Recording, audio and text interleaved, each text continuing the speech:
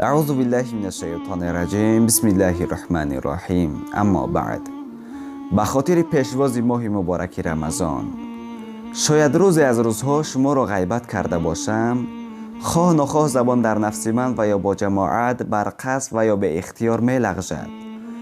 امید دارم که مرا می بخشی اگر شما را غیبت کرده باشم.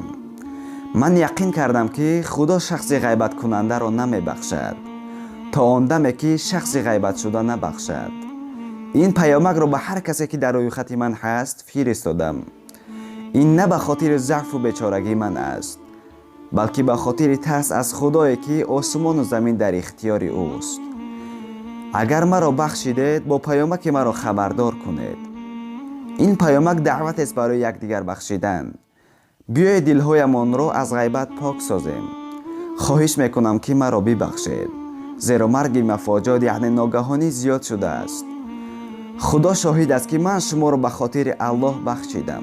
این پیامک را یک دعوت خالصانه یکدیگر بخشی و پاکسازی قلبها پیش از رمضان میمانیم.